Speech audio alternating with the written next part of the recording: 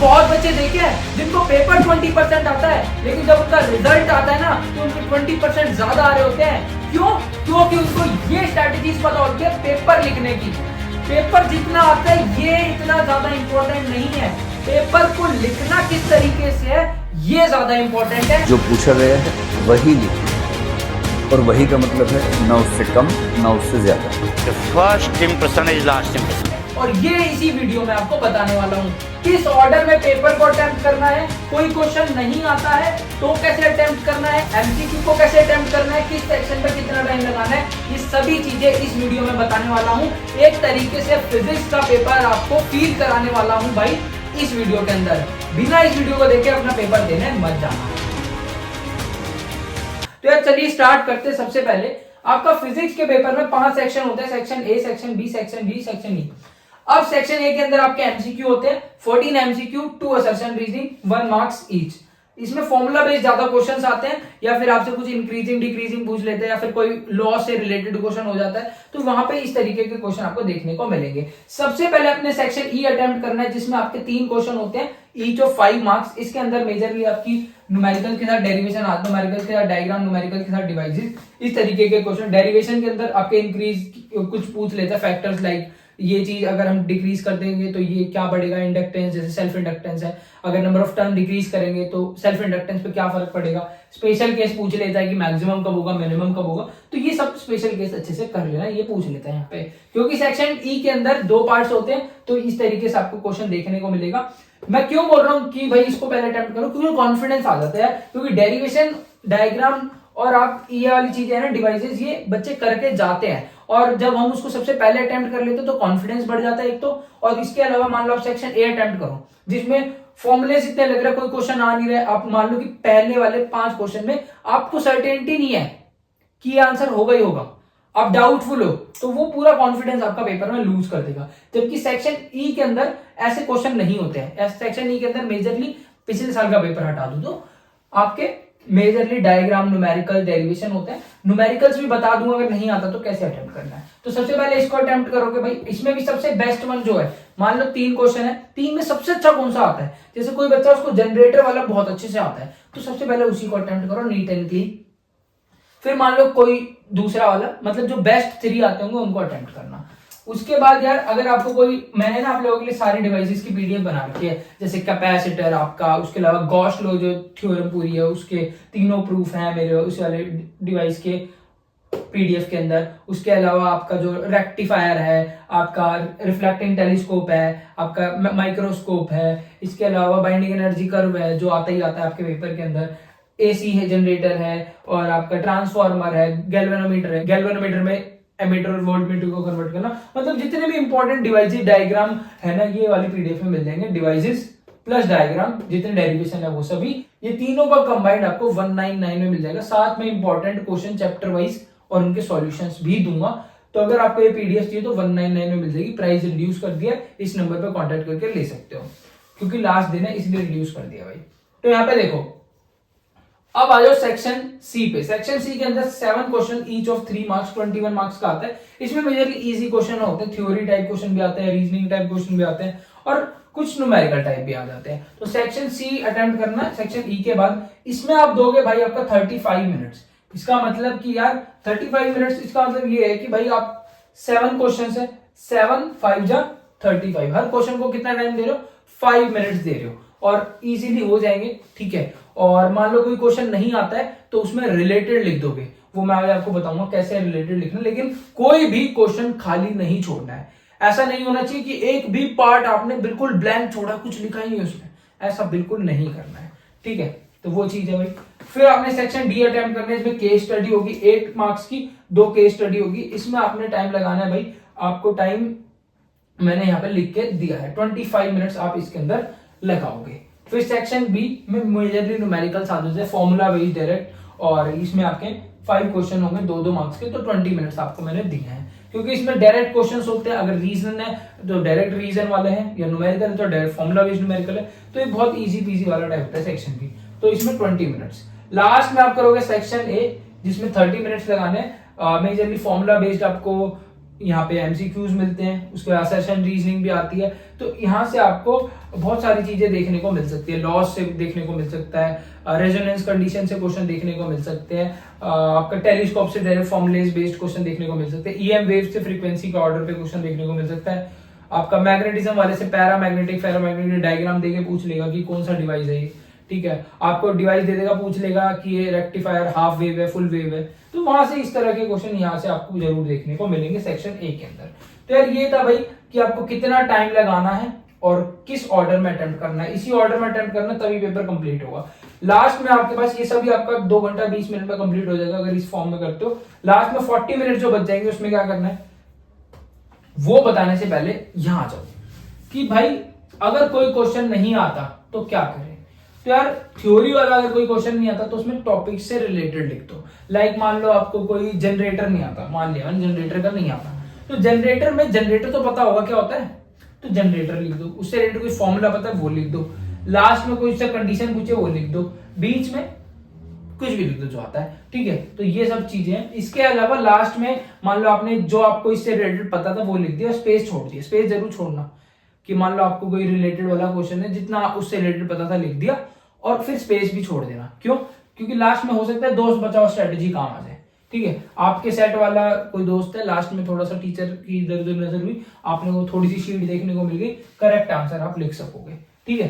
तो correct answer last में और स्टार्टिंग में आपका सही होना चाहिए, बीच में लिख देना, ठीक है, जो भी तो चलेगा। तो रिलेटेड में लिख के ही आना है, कोई भी क्वेश्चन एम्प्टी नहीं छोड़ना है। एम्प्टी छोड़ोगे तो मेरा नुकसान है ही नहीं, आप ही का नुकसान है। मैं कह रहा हूं कुछ भी लिखोगे नंबर है, जो पेपर में नहीं आया वो भी लिखोगे तो भी नंबर, जो खुद याद करके जा रहे हो पेपर में नहीं आ रहा बीच में लिख दो, स्टार्टिंग और एंडिंग का क्वेश्चन आंसर से रिलेटेड होना चाहिए। तो देखो भाई एग्जामिनर का माइंडसेट यार इस तरीके से चलता है कि अगर आपका पहला क्वेश्चन सही है, दूसरा सही है, तीसरा सही है, चौथा सही है, पांचवा सही है, तो छठे में भी ना अगर गलत है तो ऐसा लगने की जगह थोड़ा सा टिकी लग जाता है। तो वो चीज का ध्यान रखोगे, माइंडसेट कैसा है एग्जामिनर का। इसीलिए मैंने बोला कि भाई सेक्शन ई अटेम्प्ट करना, क्योंकि इसमें मेजरली क्वेश्चन बच्चों को आते होते हैं। तो सेक्शन ई, सेक्शन डी ये अटेम्प्ट करना सबसे पहले, ठीक है। इसमें भी सबसे अच्छा जो आता है वो अटेम्प्ट करना, और ऐसे ही करना कि पहले जो सा सेक्शन ले लिया है उसी को पूरा कंप्लीट करो। यूं नहीं कि भाई सेक्शन ई का फर्स्ट, देन सेक्शन ए का 16th, फिर सेक्शन डी का, ऐसे नहीं, एक जो सेक्शन उठा लिया उसको कंप्लीट करो,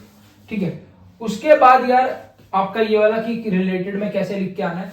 फिर आता है भाई मान लो कोई न्यूमेरिकल नहीं आता, तो न्यूमेरिकल में यार कुछ तो दिया होगा, जो गिवन चीजें सभी लिख दो। उससे रिलेटेड कोई फॉर्मूला याद आ रहा हो, दोस्त बचाओ स्ट्रेटेजी काम आ जाए, दोस्त ने बता दिया फॉर्मूला, तो फॉर्मूला लिख दिया भाई, ठीक है। फॉर्मूला लिख दिया और फॉर्मूले के बाद ध्यान से सुनो क्या करना है। अब फॉर्मूला लिखने के बाद आपने वैल्यूज से पुट करी ना, आपको कैलकुलेशन वाला पार्ट नहीं आ रहा है, या फिर आपने 10 की वैल्यूज जो है ना उनको कैंसिल करके, अब ये वाला जो पार्ट है ना इसमें बहुत ज्यादा टाइम लगने वाला है। मान लो आपका मैंने क्या बोला है यहाँ पे कि टाइम, जो मैंने टाइम लिमिट दी वो एक्सीड कर जाएगा, तो इसको सॉल्व मत करना, इसको ऐसे कैसे रहने देना। और स्टार्ट लास्ट में जैसे मैंने यहाँ पे आर निकालना था तो मैंने मीटर लिख दिया, आपको अगर कुछ और निकालना है तो उसकी यूनिट लिख देना। यूनिट से याद आया कि भाई आपका कभी भी फिजिक्स के न्यूमेरिकल में ध्यान रखना, कभी भी आपको यूनिट सही नहीं लिख के देगा।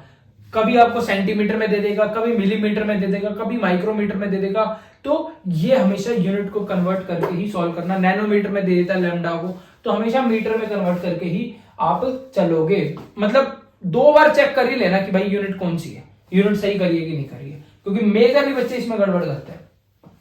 तो आप मीटर लिख दोगे और ये कैलकुलेशन हम लास्ट में कर लेंगे। जो 40 मिनट्स बचे हैं ना, 40 मिनट जो बचे हैं उसमें आप कैलकुलेशन वाला पार्ट जो आपने छोड़ा था उसको कर लोगे आराम से। क्योंकि अगर आपने स्टार्टिंग में कर लिया और आंसर गलत आ गया तो फिर पूरे पेपर की ऐसी तैसी हो जाएगी। तो इस वाले को छोड़ देना, आधा नंबर होता है आंसर का, ठीक है। उसके बाद रिलेटेड वाला जिसमें मान लो आपने ना टाइम लगता, रिलेटेड वाला कोई ऐसा होगा जिसमें टाइम ज्यादा नहीं लगेगा, कोई होगा इसमें थोड़ा ज्यादा टाइम लगेगा, तो आप उसमें स्पेस छोड़ के फिर उसको लास्ट में 40 मिनट बचेंगे उसमें लिख लोगे। दोस्त बचाओ स्ट्रेटेजी कि 40 मिनट बच गए, कोई दोस्त ने बता दिया। यहाँ पे दोस्त बचाओ स्ट्रेटेजी 2 जगह काम आएगी, एक तो रिलेटेड लिखने वाले में, मतलब अगर मिल पाता है तो टाइम, दूसरा एमसीक्यू में। एमसीक्यू के अंदर यार जिससे आपका सेट सेम है उससे अब मान लो आप बच्चे क्या करते हैं, पूरी स्टेटमेंट लिखते हैं, जो आंसर सही है उसकी पूरी स्टेटमेंट। कभी मत लिखना भाई, 2 नुकसान है। पहला नुकसान टाइम जाएगा, फायदा कुछ भी नहीं है इसमें, पूरा लिखने से कोई फायदा नहीं है, नुकसान ही है, ठीक है, फायदा कुछ भी नहीं है। तो आप ये लिखोगे टाइम भी जाएगा। दूसरा मान लो कि आपका वो आंसर गलत है, आंसर गलत है। आपने दोस्त से पूछा, उसने बता दिया लास्ट में कि आंसर ये है, आप क्या करोगे, इस पूरे को काटोगे, इस पूरे को काटोगे, कितना बेकार लगेगा पेपर कि स्टार्टिंग का ही कुछ काट रहे हो, तो फिर पूरा पेपर खराब दिखेगा। तो आप क्या करोगे, मान लो आपने दोस्त ने बताया, आपने ए आंसर करा, आंसर बी है, तो इसके ऊपर लगा दिया, तो क्या बन गया बी। तो दोस्त बचाओ स्ट्रेटजी भी काम आई, पेपर भी खराब नहीं हुआ। तो हमेशा ए बी सी डी इस तरीके से ही ऑप्शन को लिख के आना, ठीक है। तो यहाँ पे यार मौका मिल जाए तो दोस्त बचाओ स्ट्रेटजी से कर लेना। इसके अलावा यार मैंने अपने चैनल पर अब ऑलरेडी डाल रखा है कि किस टॉपिक से कौन से इंपॉर्टेंट क्वेश्चंस आएंगे, किस चैप्टर से क्या न्यूमेरिकल्स टॉपिक इंपॉर्टेंट है, कौन से डेरिवेशन, कौन से डायग्राम, ये ऑलरेडी एक वीडियो बना रखी है और पीडीएफ व्हाट्सएप चैनल पे डाल रखी है कि किससे क्या आएगा। इसके अलावा एसआई यूनिट कौन सी इंपॉर्टेंट है और कौन सी यूनिट इंपॉर्टेंट है, मैंने व्हाट्सएप चैनल पे एक वीडियो बना के डाल दी है, तो उसको जरूर चेकआउट कर लेना। इसके अलावा यार आपका जैसे ट्रांसफॉर्मर जनरेटर से एक क्वेश्चन देखने को जरूर मिलेगा, रिफ्लेक्टिंग टेलीस्कोप से इस बार एक्सपेक्ट करा जा रहा है क्वेश्चन आएगा। मैग्नेटिज्म से यार गैल्वेनोमीटर वाला पार्ट बहुत इंपॉर्टेंट है, मैंने इस पे वीडियो भी बना दी। फोर्स ऑन 2 पैरेलल प्लेट और यहाँ से 1 एमीटर भी आपसे डिफाइन करवाते हैं, ये भी बहुत इंपॉर्टेंट है। और charge in uniform magnetic field with angle 0, 90 arbitrary angle, इससे पिच भी पूछी जाती है, बहुत ज्यादा इंपॉर्टेंट वाला पार्ट है ये। मैग्नेटिज्म से यहाँ से जरूर क्वेश्चन आएगा। फिर आपका एम्पियर सर्किटरी लॉ, उसकी क्या होता है, ये सब चीजें। इसके अलावा एक क्वेश्चन है यार आपसे ना, यूनिफॉर्म मैग्नेटिक फील्ड है, आप खुद बताना, आपको वैसे कमेंट सेक्शन के अंदर आंसर भी मिल जाएंगे, ठीक है। एक यूनिफॉर्म मैग्नेटिक फील्ड है, उसके अंदर एक इलेक्ट्रॉन घुसा, अगर ये क्या एंगल बनाएगा मैग्नेटिक फील्ड और इलेक्ट्रिक फील्ड के साथ कि ये यूं का यूं अनडिफ्लेक्टेड निकल जाए, ठीक है। इलेक्ट्रिक फील्ड और मैग्नेटिक फील्ड का क्या एंगल होगा कि ये जो इलेक्ट्रॉन है यूं का यूं निकल जाए। वेलोसिटी क्या होगी इस इलेक्ट्रॉन की, वो आपने कमेंट के अंदर बताना है, मैं बता दूंगा, ठीक है। वो तो ऑब्वियसली अगर किसी का भी आंसर नहीं हो तो मैं बता दूंगा। तो ये चीजें थी यार जो आपको ध्यान रखनी है। इसके बाद न्यूमेरिकल्स के अंदर यार आपको सेक्शन ई के अंदर capacitor, transformation ratio, telescope, microscope, lens maker formula, interference और एलसीआर सर्किट, यहां से क्वेश्चन ज्यादा चांसेस है कि देखने को मिलेगा। यार कई बच्चों को ना लास्ट ईयर का पेपर टफ था तो इजी चेकिंग हुई थी, पेपर इजी आता तो मॉडरेट चेकिंग होती है, टफ चेकिंग तो नहीं होती ज्यादातर, ठीक है। तो पेपर अगर टफ आता है तो यार दिक्कत नहीं है, चेकिंग इजी हो जाएगी, लेकिन पेपर में लिख के आना। अगर लिख के नहीं आओगे तो भगवान भी आपको पास नहीं कर सकता, और लिख के आओगे ना तो एग्जामिनर भी आपको फेल नहीं कर सकता। इस बात का ध्यान रखना, गोल्डन रूल बता दिया है। तो लिख के जरूर आना, रिलेटेड फॉर्मूला ये वो सब लिख के आना। पेपर भरा होना चाहिए आपका, पेपर खाली नहीं होना चाहिए, बस पेपर पूरा भरा भरा होना चाहिए, ठीक है। आपको नंबर मिल जाएंगे। और उसके अलावा यार neat and clean diagram banana, label diagram बना के आना, ठीक है। तो ये सब चीजें यार आपको ध्यान रखनी है। और एग्जामिनर का माइंडसेट जैसे मैंने बता दिया, नीट। इसके अलावा एग्जामिनर जब पेपर चेक करता है ना यार, तो जैसे कि मैंने आपको बताया कि एक तो कि आपका अगर पहले स्टार्टिंग के सही है तो फिर टिक लगते चले जाते हैं। उसके बाद नीट एंड लेबल डायग्राम बनाओगे तो फिर वो इंप्रेशन अच्छा हो जाता है। आंसर को बॉक्स में बंद करोगे तो भी इंप्रेशन बढ़िया हो जाएगा। फॉर्मूला यूज जरूर लिखोगे कि भाई फॉर्मूला कौन सा यूज हो रहा है, ठीक है। कई बार क्या करते हैं बच्चे, फॉर्मूला यूज नहीं लिखते, डायरेक्ट वैल्यू पुट कर देते हैं। तो फॉर्मूला यूज लिखो, देन वैल्यू पुट करो। फिर स्केल से चीजें करने की कोशिश करना, कोई डायग्राम वगैरह है तो ये सब स्केल से करने की कोशिश करना। अब है कि आंसर लिखना कैसे है भाई, आंसर कैसे लिखोगे। देखो भाई, मान लो आपका 31वां आंसर है 5 नंबर का, तो मान लो स्टार्टिंग में आपने हेडिंग लिखी और उसको डिफाइन कर दिया। मान लो कि ट्रांसफॉर्मर का क्वेश्चन है तो ट्रांसफॉर्मर लिखा और उसको डिफाइन कर दिया बढ़िया से। फिर यहाँ पे बीच में डायग्राम कंस्ट्रक्शन पूछी गई, जो डायग्राम बना दिया। फिर लास्ट में आपको मान लो लॉसेस पूछे हुए तो लॉसेस को पॉइंट वाइज लिख दिया। तो आपसे जो पॉइंट में पूछा है, 3 पार्ट में क्वेश्चन पूछे, तीनों में पॉइंट डाल के लिखोगे। यूं नहीं कि सीधा सीधा कर रहे हो, पॉइंट डाल ही नहीं रहे हो, कोई पता ही नहीं चल रहा कि कौन सा पार्ट है। तो इस तरीके से यार क्वेश्चन को अटेम्प्ट करना, जो पार्ट है पार्ट को मेंशन जरूर करना। 40 मिनट जो आपके पास लास्ट में बचेंगे, इसमें एक पॉइंट और ऐड कर लेना कि भाई पूरे क्वेश्चन पेपर और पूरे आंसर शीट को मैच करना कि यार मैंने सारे क्वेश्चन अटेम्प्ट करे हैं कि नहीं करे हैं, पूरा आंसर से मैच करके। कई बार क्या होता है सेक्शन ई के अंदर ना, हमें ऐसा होता है कि सेक्शन फर्स्ट के अंदर ही, मान लो सेक्शन फर्स्ट है, उसी में ही एक क्वेश्चन दिया हुआ है और लास्ट में पूछा हुआ है जैसे यही है, डेरिवेशन दी हुई है, साथ में स्पेशल कंडीशन भी पूछी हुई है। सेकंड में नहीं पूछा, फर्स्ट में ही। तो हम क्या करेंगे, डेरिवेशन निकाल देते हैं, स्पेशल कंडीशन वाला देखा ही नहीं, स्टार्टिंग का देख लिया, यार ये डेरिवेशन पूछी है तो पूरी आती है। तो वहां पे आप क्या करोगे, स्पेशल कंडीशन नहीं लिखोगे, नंबर कट जाएंगे।